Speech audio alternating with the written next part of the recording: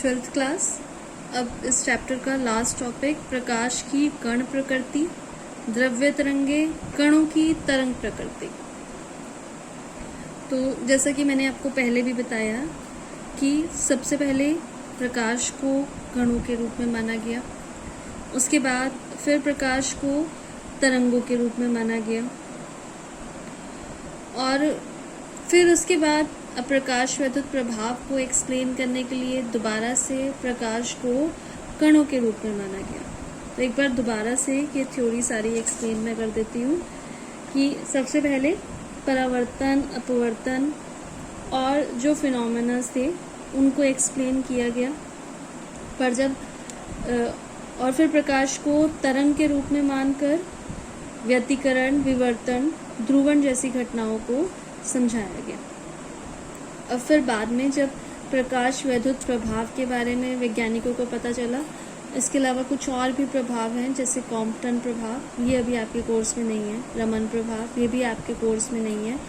तो इसकी जो व्याख्या थी वो प्रकाश को तरंग मान के नहीं हो सकती थी। इसकी व्याख्या के लिए आइंस्टीन ने बताया कि प्रकाश जो है वो क्वांटा या फिर फोटोन के रूप में, बंडल ऑफ एनर्जी के रूप में चलता है। तो इसी के आधार पर उन्होंने क्वांटम थ्योरी को भी बताया। अब जब ये प्रकाश की मतलब डबल टाइप की नेचर थी कि कहीं पर उसको हम कण प्रकृति से एक्सप्लेन कर रहे हैं, कहीं पर उसको तरंग प्रकृति से एक्सप्लेन कर रहे हैं, तो वैज्ञानिक काफ़ी कंफ्यूज हो गए। साइंटिस्ट जो थे वो काफ़ी ज़्यादा कंफ्यूज हो गए कि एक्चुअल में जो लाइट है इसकी नेचर है कैसे। तो लास्ट में जब काफ़ी सारे एक्सपेरिमेंट्स हुए, ये पता चला कि लाइट में कण प्रकृति भी है और लाइट में तरंग प्रकृति भी है। और कुछ मतलब घटनाओं में तो ये लाइट जो है वो तरंग की तरह काम करती है, कुछ घटनाओं में लाइट फोटोन की तरह काम करती है। अब आप ध्यान दीजिए, क्योंकि अब हमें फोटोन के बारे में पता चल गया है, तो अब हम कणों की बात नहीं करेंगे, पार्टिकल्स की बात नहीं करेंगे। पार्टिकल्स शुरू में माना गया जब हमें फोटोन के बारे में नहीं पता चला। अब क्योंकि हम फिजिक्स पढ़ रहे हैं, हमें फोटोन्स के बारे में पता चल गया, तो अब हम कणों को फोटोन के बारे में, फोटोन से रिप्लेस कर देंगे। तो क्या माना गया कि प्रकाश की जो प्रकृति है वो द्वैती प्रकृति है, मतलब डुअल नेचर है। वो कहीं पर फोटोन की तरह काम करता है और कहीं पर तरंगों की तरह काम करता है। अब इससे बहुत ज़्यादा प्रॉब्लम होगी कि क्या माने, कहाँ पर क्या माना जाए कि लाइट किस तरह व्यवहार कर रही है। तो इस प्रॉब्लम का सॉल्यूशन जो था वो एक फ्रांसीसी वैज्ञानिक थे, लुइस दी ब्रोगली। उन्होंने ये इसका सॉल्यूशन बताया। उन्होंने कहा कि जो गतिशील कण होते हैं वो एक तरंग से संबद्ध होते हैं, मतलब जब कणों की गति होती है तो उनके साथ हमेशा तरंग भी विद्यमान रहती है। मतलब कि जो फोटोन्स हैं, गतिशील कण का मतलब क्या है, फोटोन। फोटोन को हमेशा गतिशील कण ही माना जाता है क्योंकि रेस्ट में तो उसका कुछ मास है ही नहीं। मैंने यहाँ पॉइंट आपको बताया भी था कि विराम जो फोटोन होते हैं उनका विराम द्रव्यमान 0 होता है। तो उन्होंने ये बताया कि फोटोन में तरंग के गुण भी विद्यमान होते हैं। तो ये जो उन्होंने एक्सप्लेन की, प्रॉब्लम को सॉल्व किया, इस अभिधारणा को, इस अजम्पशन को बोला जाता है दी ब्रोगली की द्रव्य की द्वैती प्रकृति। द्रव्य का मतलब पदार्थ से, मतलब ये जो द्वैती प्रकृति है, जो डुअल नेचर है, सिर्फ लाइट में नहीं होती, सारे मटेरियल जो हैं, सारे मटेरियल पार्टिकल्स जो हैं, उन सब में ये द्वैती प्रकृति होती है। उन्होंने कहा कि जब भी कोई द्रव्य कण, चाहे वो फोटोन हो, चाहे वो इलेक्ट्रॉन हो, जब भी वो गति करेगा तो उसमें तरंग की तरह वो व्यवहार करेगा।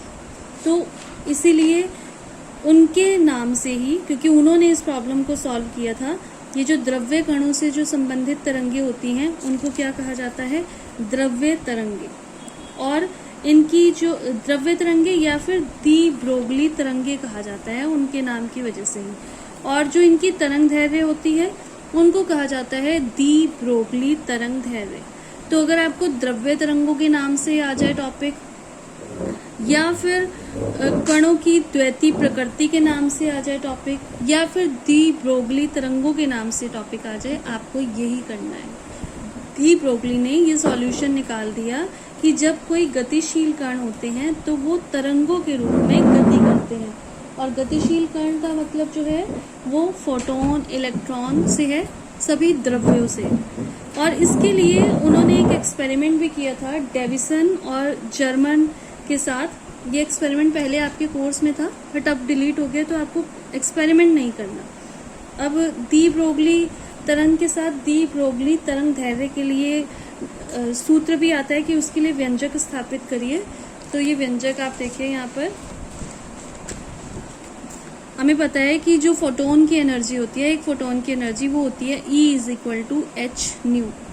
और जो आइंस्टीन की जो समीकरण है, जो विशिष्ट सिद्धांत है सापेक्षता का, थ्योरी ऑफ रिलेटिविटी, वो है E=mc²। दोनों को कंपेयर करने पर mc² h/ν। तो m का मान क्या आ गया, h/c²। और न्यू बराबर किसके होता है, न्यू होता है c/λ।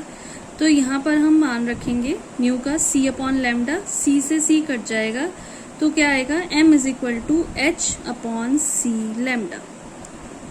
और फोटोन का संवेग p=mc, क्योंकि फोटोन जो है वो किस वेग से चलता है, प्रकाश के वेग से। तो यहाँ पर mc, m का मान h/c⁴ रखने पर, और साथ में ये c है, या फिर h/c² रख के h/c आ गया p का मान। और तरंग दैर्ध्य की फॉर्म में अगर हम देखें तो p=h/λ,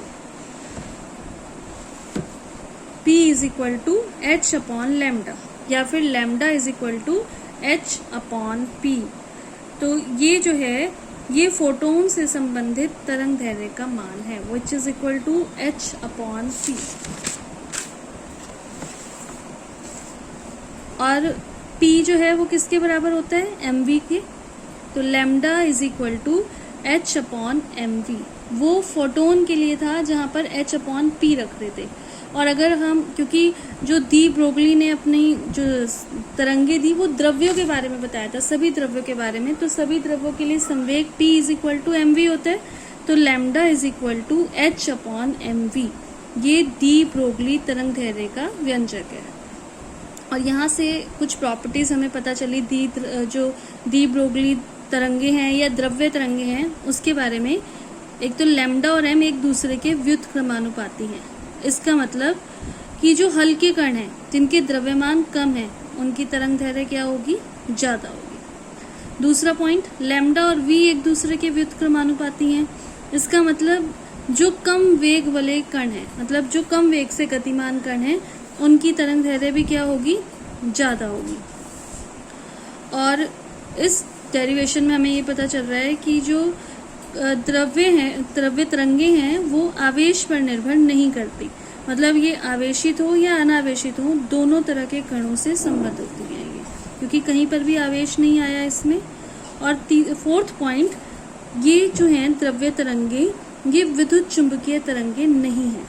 जैसा कि प्रकाश को सबसे पहले माना गया था कि विद्युत चुंबकीय तरंगे हैं, तो ये द्रव्य तरंगे विद्युत चुंबकीय तरंगे नहीं हैं, क्योंकि जो विद्युत चुंबकीय तरंगे होती हैं वो आवेश से रिलेटेड होती हैं और ये आवेश से रिलेटेड नहीं है। इसके साथ कई बार एक और टॉपिक लग के आ जाता है कि इलेक्ट्रॉन से बद्ध डी ब्रोगली तरंग दैर्ध्य। इलेक्ट्रॉन्स के लिए अगर हमें निकालनी है डी ब्रोगली तरंग दैर्ध्य, तो फॉर्मूला हमारे पास आया था λ=h/mv। और इलेक्ट्रॉन की गतिज ऊर्जा k=12mv²। यहाँ से v का मान क्या आया, √2k/m। ये v का मान यहाँ पर रखने पर, λ=h/mv में v का मान रखने पर, तो λ हमारे पास क्या आ गया, h/√2mk। ये एक जनरल फॉर्मूला है सभी गतिमान कणों के लिए। और अगर जैसे हमने टॉपिक लिया इलेक्ट्रॉन, तो इलेक्ट्रॉन के लिए जो k गतिज ऊर्जा होती है वो होती है eV, जहाँ पर E आवेश और V विभवांतर है, तो वो मान यहाँ पर रखेंगे। तो λ=h/√2meV। m का मान हमें पता है, इलेक्ट्रॉन के द्रव्यमान का मान पता है, 9.1 × 10⁻³ किलोग्राम। E यानी कि इलेक्ट्रॉन पर आवेश हमें पता है 1.6 इंटू 10⁻⁻19 h। प्लांक नियतांक भी कांस्टेंट होता है क्योंकि नियतांक है, इसका मान होता है 6.63 इंटू 10⁻⁻34 जूल पर सेकेंड। ये सारे मान रखने पर लैम्डा का जो रिजल्ट आ गया वो आया 12.27 अपॉन √v विभवांतर एंगस्ट्रॉम। मतलब अगर हमें लैम्डा का इलेक्ट्रॉन का विभवांतर पता है तो हम उसकी तरंग दैर्घ्य निकाल सकते हैं। अब आपका ये चैप्टर खत्म हो गया।